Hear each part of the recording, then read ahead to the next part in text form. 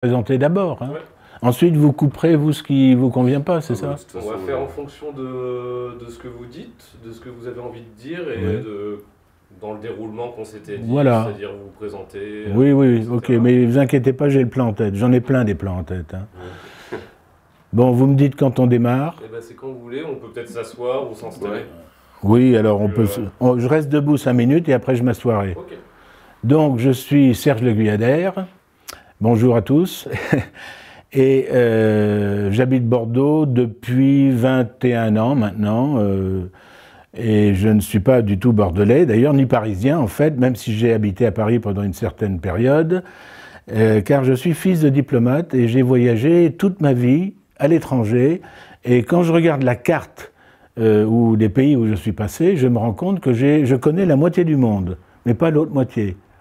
Hein? On avait commencé avec mes parents par le Canada, on est descendu ensuite aux États-Unis, ensuite on est revenu en Europe pour aller en Yougoslavie, encore à l'époque de Tito. Hein. Tito, ça vous dit quelque chose. Hein. C'était un type remarquable d'ailleurs, il faut le dire. Et il n'était pas serbe, il était croate, hein, très important. Ensuite, nous sommes allés en Amérique du Sud. Non, pardon, nous sommes allés en Finlande. Alors la Finlande, c'est un petit pays, mais remarquable, hein, beaucoup de points de vue. Froid l'hiver et chaud l'été, si on peut dire, quoi. Et ensuite, nous sommes allés en Amérique du Sud, en Argentine, plus précisément, où on est resté 3 ans et demi, 4 ans. Alors, pays fantastique. Et on a eu la chance, à cette époque, d'arriver à un moment donné où, entre deux dictatures. Comme ça, c'était une période calme et, disons, chrétienne-démocrate, si on peut dire. Hein. Et puis ensuite, on est allé à Moscou, où mes parents sont restés 4 ans. Moi, j'étais étudiant à Paris à ce moment-là. Et j'ai même été étudiant à Bordeaux lors de mon retour directement en France. Parce que vous savez qu'entre l'hémisphère sud, où là se trouve l'Argentine, et l'hémisphère nord, il y a un décalage de 6 mois. Pourquoi? Parce que c'est les saisons inversées. Quand il fait l'été chez nous, il fait l'hiver et vice-versa. Donc j'en ai profité pour améliorer mes mathématiques et je suis rentré à l'université de Bordeaux d'ailleurs, qui aujourd'hui se trouve être le cours Pasteur dans le centre de Bordeaux. C'est en fait un musée. Mais à l'époque, c'était les escaliers montés à côté de la rue et ça montait. La fac de sciences était à gauche et la fac des lettres était à droite. Enfin bon, tout ça pour dire qu'après la Russie, nous sommes allés à Beyrouth. Beyrouth, c'est la capitale du Liban. Et que ma mère a pu y retrouver la tombe de son frère aîné, qui était militaire pendant la guerre et qui a été enterré au cimetière militaire de Beyrouth. Après Beyrouth, eh ben, mes parents sont restés en Europe, entre le Luxembourg, le Danemark, etc. Puis mon père a pris sa retraite. Mais le fait d'être comme ça, tous les 3 ou 4 ans, en déplacement dans un nouveau pays, pour connaître une nouvelle langue, de nouvelles personnes, bon, ça m'a un peu gêné sur le plan des études, hein, évidemment. Mais à Buenos Aires, en Argentine, je suis rentré au lycée français et j'ai découvert des professeurs excellents en philosophie, en mathématiques et tout ça. Et c'est comme ça que je suis devenu mathématicien. Bien que par ailleurs, j'avais, disons, des talents pour faire du théâtre, de la peinture, de la poésie, etc., etc. Au point que dans la cité universitaire de Bordeaux, qui est une ancienne petite cité que personne ne connaît, enfin très peu de monde, hein, eh bien, je couvrais mes murs que j'avais à la cité, de mes peintures, et les gens, quand ils rentraient, enfin les copains, hein, les étudiants, quand ils rentraient dans ma chambre, ils disaient « Ah là là, mais vous êtes aux Beaux-Arts ?» Ah non, non, je leur dis « Pas du tout, je suis en mathématiques. » Et alors là, ça les effrayait parce qu'ils disaient « Est-ce que c'est possible de faire des maths et en même temps de faire de la peinture ?» Eh bien, la réponse est oui, c'est parfaitement possible. En ce qui concerne le fils de diplomate que j'étais, parce que mes parents sont morts déjà depuis un moment, eh bien, ça m'a ouvert beaucoup l'esprit sur des tas de choses, tout en me permettant de respecter mes propres traditions familiales. Hein. Tradition catholique, par exemple, mais pas excessive. Tradition bretonne pour mon père, parce qu'il était breton, hein, et il parlait même breton, il écrivait le breton aussi. Et il parlait 2 ou 3 autres langues couramment, hein, anglais, allemand, même russe, etc. Alors là, j'en ai pour des heures à raconter ma vie, si on peut dire. Et donc je vais m'arrêter là pour ce qui est de mon origine personnelle. La seule chose que vous devez savoir, c'est que je suis docteur en mathématiques appliquées. Alors appliqué, vous allez me dire, mais appliqué à quoi? Eh bien appliqué à la prospective et à tout ce qui est prévision. Alors on se sert de l'outil informatique, de l'outil statistique, de l'outil prévisionnel, etc. Je suis ingénieur économiste et d'ailleurs j'ai fini une partie de mes études à Beyrouth où il y a de nombreuses universités. D'ailleurs c'était extraordinaire. D'ailleurs en fait il y a une université française plus une délégation laïque française du gouvernement. Il y a une université libanaise qui est la copie de l'ancienne université française avant la, comment on appelle ça, la réforme de 1968. Il y a une université arabe. Et alors, un jour, avec des copains, on était réunis. Il y avait 2 musulmans, 2 chrétiens et un juif. Et je leur dis, il manque finalement que l'université hébraïque. Et ils ont tous dit oui. Alors, c'était extraordinaire parce qu'il y a aussi un grand campus américain qui s'appelle American University of Beirut, AUB, et qui est beaucoup plus gros que tous les autres centres universitaires et culturels. Et c'est bien fort dommage tout ça, parce que quand il y a eu la guerre civile, moi je suis reparti en France en 73 ou 74, et la guerre civile libanaise a commencé à ce moment-là, malheureusement, et je ne vous laisse pas imaginer, je vous dis combien le Liban a perdu de personnes, plus de 180 000 décès pendant cette guerre qui a duré de 1974 à 1985-86, sur 3,5 millions d'habitants. Alors vous imaginez la même proportion en France, ce que ça donnerait. Hein. Donc le Liban, pour moi, c'est l'un des pays les plus extraordinaires que j'ai jamais vus, parce que c'était un ensemble en modèle réduit de toute l'humanité. On y trouve toutes les religions, des gens qui parlent plusieurs langues automatiquement. Le moindre Libanais parle arabe, français, anglais. Quand il est arménien, il parle arménien en plus, et quelquefois, s'il est originaire de Turquie, il parle aussi turc. Alors ça, on ne trouve pas ça en France. Hein. Et quand on arrivait à Beyrouth et qu'on disait qu'on était français, tout de suite, on était reçus, bras ouverts, portes ouvertes, choyés, parce qu'ils ont toujours beaucoup aimé les Français, pour diverses raisons religieuses et culturelles.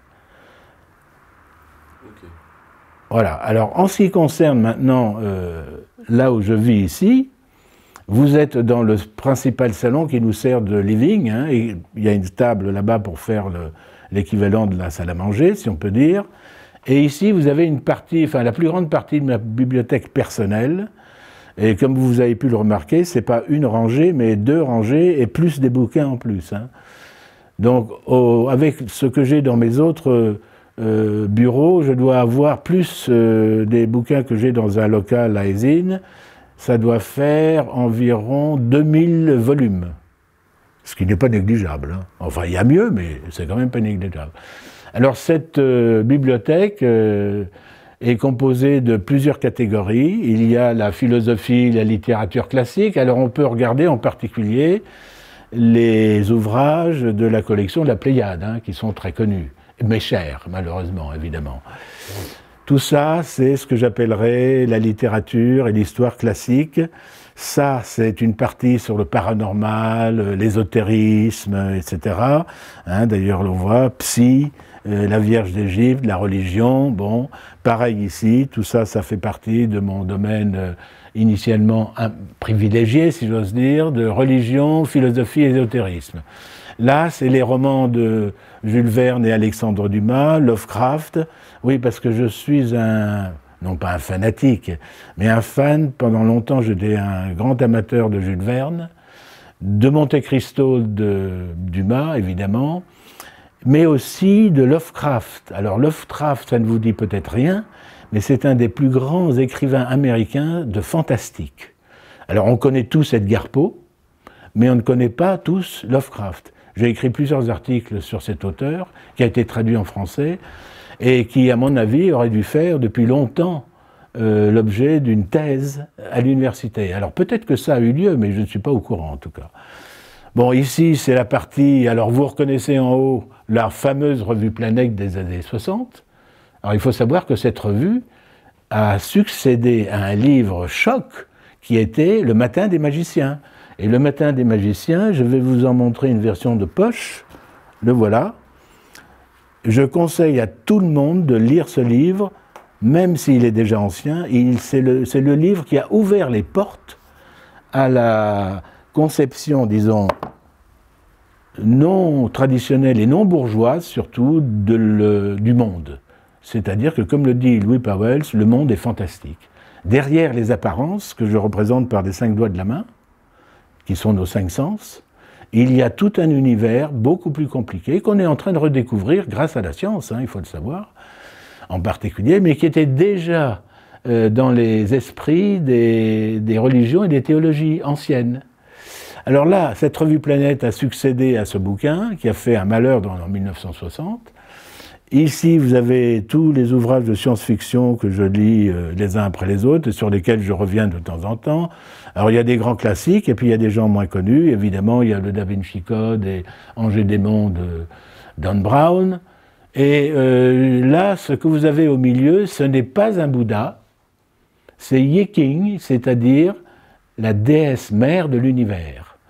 Alors, cette déesse mère, on a reçu un jour ici un médium, qui n'était jamais venu et qui ne nous connaissait pas, qui en fait était un intervenant de l'association que je préside.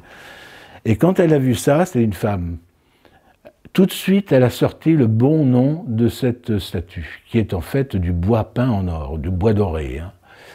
Alors on a là une présence de sagesse et de pureté. C'est pour ça que je l'ai mis là. Quand on se tourne vers l'autre partie de la bibliothèque, alors ça continue sur le plan ésotérique, religieux, alchimique, etc., mais surtout religieux, avec l'Ancien Testament, le Nouveau Testament, la Bible encore dans la collection La Pléiade, des ouvrages divers et variés sur ce qu'on appelle les évangiles apocryphes, c'est-à-dire non reconnus canoniquement par l'Église catholique. Et puis des tas de bouquins sur Jésus, sur le champignon et la croix. Le champignon et la croix, ce sont ces substances, hallucinogènes que l'on trouve au Mexique en particulier, et qui font passer la conscience des individus d'un niveau 3 dimensions, où nous sommes, à un niveau 4 dimensions. Et souvent, les gens disent « mais nous avons rencontré une croix ». Allez savoir pourquoi. Alors, ceci étant, il y a les œuvres de Teilhard de Chardin en bas, Le Temple de l'Homme, un ouvrage extraordinaire sur la constitution physique du pharaon, qui est censé, je le dis bien, quand on découpe en morceaux, représenter l'univers. Et ça correspond à l'idée, disons ésotérique, plus que théologique, que l'Adam, cité dans la Bible, n'est pas au départ un Adam terrestre, mais un Adam cosmique, et dont les Égyptiens avaient l'incarnation dans le pharaon, Dieu descendu du ciel et devenu roi de l'Égypte. Alors le reste, pareil, hein, tout ça, ça concerne tous les mystères de la Terre, de l'univers, etc. Il y a des collections de petites revues très intéressantes où on raconte des choses fantastiques. L'or des dieux, alors ça aussi, c'est un bouquin très intéressant. Eric von Daniken, c'est un des thèmes qui me plaît le plus d'ailleurs. Y a-t-il eu des astronautes dans l'Antiquité? Et sont-ils en partie à l'origine des religions qui ont suivi, disons, depuis une dizaine de milliers d'années à peu près, hein? Eh bien la réponse est oui. Et d'ailleurs je fais des conférences là-dessus, dont le titre est Alien Theory. Bon là ça porte surtout sur tout ce qui concerne l'ufologie. Alors l'ufologie moderne, hein, qui est née dans les années 40, si on peut dire, surtout avec l'apparition de la bombe atomique sur Terre. Alors là, inutile de dire qu'il y en a des tonnes, et il y a aussi un intérêt que je porte à toutes les civilisations disparues sur le Mexique, les Aztèques, les Mayas, les Incas, etc. Alors on trouve de très beaux ouvrages là-dessus. Et alors, avec la bombe atomique. Eh bien, la bombe atomique, c'est que lorsque nous avons créé la bombe atomique, la première fois sur Terre, enfin, dans la période récente de l'humanité, hein, parce qu'elle a probablement existé bien avant le déluge, probablement, eh bien, ça a inquiété certaines entités extraterrestres qui se sont dit « oh là là là là, qu'est-ce qu'on voit sur Terre? Des champignons, donc ils ont l'atome. Donc il va falloir venir surveiller. » Et quand on fait la statistique des lieux et des endroits survolés par les ovnis, en majorité, on les trouve toujours là où il y a une centrale nucléaire ou des sites d'ogives nucléaires. Donc ça veut dire qu'ils sont venus à plusieurs reprises voir ce qui se passait, à quel degré nous étions probablement, etc. Tout ça, par contre, c'est de la science classique, c'est-à-dire la physique, la chimie, mais surtout la physique, les mathématiques. J'ai encore un rayon de mathématiques là-bas, et là-dessus, bon, on trouve logique et connaissances scientifiques, histoire de la science, les grands penseurs et textes d'Euclide à Bourbaki. Bourbaki, c'est un groupe de mathématiciens qui existe toujours d'ailleurs, etc., etc. Alors inutile de dire qu'au passage, on peut lire les découvertes qu'on nous cache, hein, parce qu'on nous cache beaucoup de choses, pas tout bien sûr, mais beaucoup de choses. Et dans cette veine-là, il existe un ouvrage, il y en a 4 comme ça, hein, Les savants maudits et chercheurs exclus, et même quelquefois des grands noms.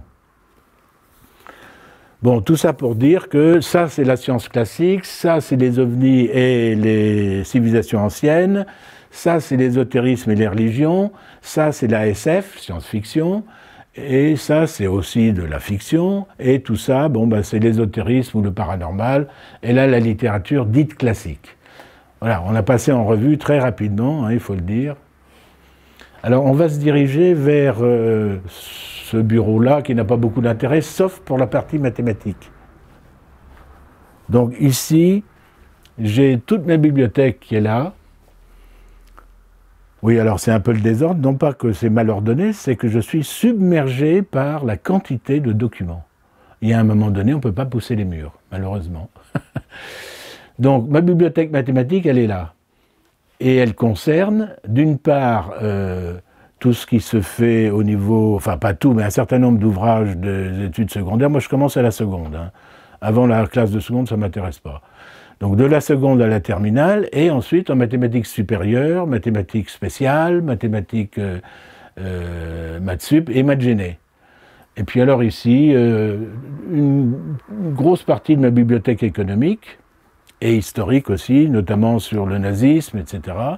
Là, ce sont des revues, et là, des dictionnaires. Alors là, c'est un dictionnaire exceptionnel, dictionnaire du chinois, de la langue française, fait entièrement conçu par les jésuites. Ce sont des gens très appliqués, très organisés. Bon, alors ceci dit, on va passer à dans un autre local.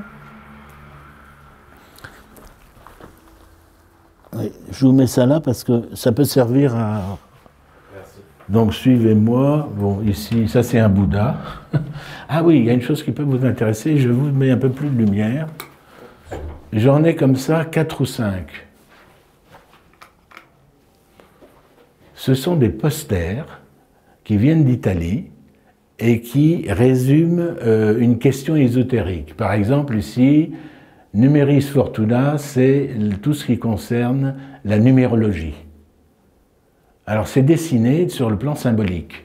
Ici, c'est des Manibus Fortuna, c'est-à-dire la main, non seulement sur le plan de son organisation par rapport au corps, hein, parce que la main est un reflet du corps, mais aussi sur l'aspect divinatoire. Alors, il y en a une autre sur le yoga, il y en a une autre sur l'astrologie, etc. Et je dois dire que c'est absolument remarquable, parce qu'on a à la fois quelque chose d'esthétique et en même temps de complet sur un domaine précis. Si on veut voir un peu les lignes de la vie, leur interprétation classique, ou les lignes de la Lune ou du Soleil, etc., on a tout. Hein, avec une représentation graphique de leur position sur les paumes de la main. Or ça ne se trouve pas n'importe où, hein, il faut savoir. Et si vous allez dans une librairie assez achalandée, disons, sur le plan ésotérique, vous pouvez trouver ça en poster. Moi, je les ai fait contre-coller sur du PVC et plastifier ensuite, pour que ça ne se dégrade pas. Donc ça, c'est à retenir parce que c'est pas courant. Suivez-moi. Voilà. Là, on est dans un couloir qui nous mène à l'un de mes tableaux, j'en ai fait des dizaines et des dizaines. Bon, ça représentait, mais il y a longtemps, en 63. Hein, j'étais encore en Amérique du Sud, je pense. Et ça représente quelque chose qui ressemble à un minaret ou à une mosquée ou à quelque chose comme ça. Allez savoir pourquoi j'ai fait ça. Bon, ici, nous sommes dans mon bureau dit mystique. Alors là encore, ne vous troublez pas de la surcharge.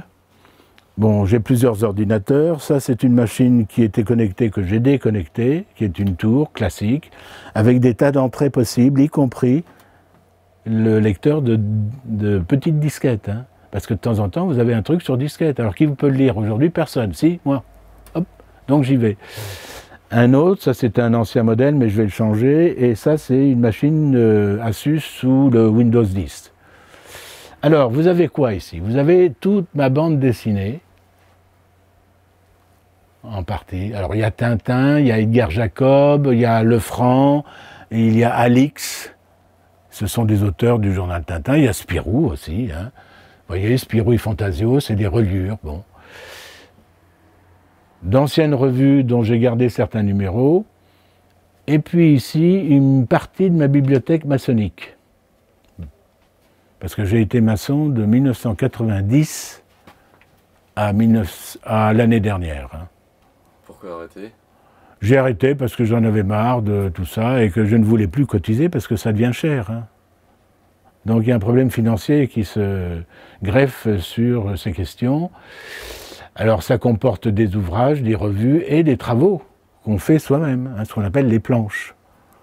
Alors il y en a là aussi. Et il y a aussi, j'ai été Rose-Croix de 80 à 84, maçon, et je suis toujours martiniste. Alors martiniste, vous allez me dire, mais c'est quoi? Eh bien, c'est une autre filière initiatique, comme l'est la Rose-Croix, comme l'est la franc-maçonnerie, mais qui n'a pas exactement les mêmes méthodes pour avancer à l'éveil. Alors, autre chose qui est plus personnelle, si on peut dire, ici, vous avez des classeurs qui regroupent les photographies que j'ai faites depuis très longtemps. Alors, celles-ci partent en l'an 2000, on arrive en 2010, on continue ici avec 2011, 12, et puis il faut que je mette au point la 13, 14, 15.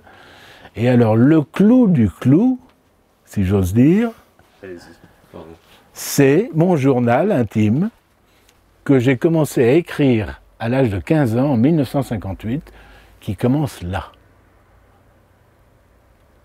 qui continue ici, vous voyez, 86, 90, 91, et tous ces classeurs, jusqu'au dernier, y compris d'autres qui sont dans mon bureau, là, dans mon premier bureau là-bas, racontent ma vie de tous les jours, au quotidien, alors en moyenne, hein, je disons une page par jour, allez, en gros, et ça fait environ 28 000 à 30 000 pages sur le total.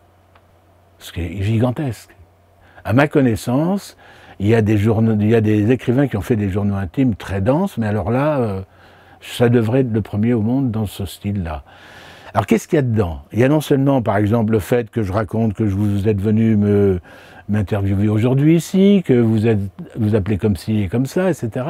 Mais de temps en temps, depuis longtemps, depuis le début, j'écrivais des poèmes, des petits contes fantastiques, des nouvelles, et des articles, et des réponses à des articles, et des commentaires sur des livres que j'avais lus. Ben, tout ça, ça fait gros. Mais c'était encore tenable. Le jour où est arrivé Internet, aïe, alors là, ça a fait mal parce que ça a été multiplié par 10. Et c'est un gros problème pour archiver. D'abord pour trier, et puis alors il y a des tas de choses qui vous passent au-dessus de la tête, hein, parce que vous n'êtes même pas au courant que ça existe. Alors mon but, si je suis encore de ce monde, comme on disait autrefois, c'est d'arriver à reclasser tout ça dans l'ordre chronologique, avec des annexes, d'avoir... En principe, j'ai 3 classeurs. Un classeur texte, un classeur photo, de la même époque, et un classeur que j'intitulerai pièces à conviction. Qu'est-ce que c'est? En fait, ce sont tous les artefacts que j'ai pu garder de ma famille. Exemple, lorsque mon grand-père en Bretagne, qui est mort à 91 ans, est parti, eh bien, j'ai récupéré le plus vite possible certaines archives le concernant, et notamment son permis de conduire, qui a été le premier permis de conduire du village où il habitait. C'est une pièce qu'on ne trouve plus. Vous voyez ce que je veux dire? Bon, alors comme ça, il y en a plein, hein, des choses. Quand on récupère des documents familiaux, on trouve des choses tout à fait inouïes et très intéressantes finalement. Donc tout ça, ça doit être reclassé dans un certain ordre. Ça, c'est d'autres écrits que j'ai faits, d'autres exemplaires des bouquins que je vous dédicacerai tout à l'heure, et puis alors tout des tas d'autres boîtes où je dois encore faire des tris, plus d'autres BD, plus le classement des assos avec lesquels je suis en contact.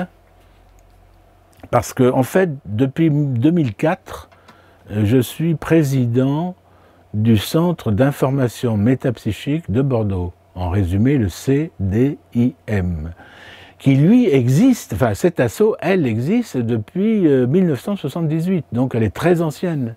Hein, elle a plus de 30 ans, elle a pratiquement 40 ans maintenant, là, dans 2 ans. Et on m'a demandé en 2004 de reprendre la présidence. Or, ça implique, c'est un boulot, hein, et comme c'était du bénévolat, je ne vous dis pas le boulot que j'avais à faire en plus, non rémunéré. Refaire les fichiers des adhérents, préparer les programmes trimestriels, les rédiger, les envoyer ou les apporter à l'imprimeur, aller les rechercher, les distribuer. Tous les trimestres, on sortait 1000 exemplaires d'un programme en 3 volets. Vous prenez une A4, vous la mettez en 3 volets. Et d'ailleurs, je vais vous montrer à quoi ça ressemble. Comme ça, vous pourrez la prendre en photo.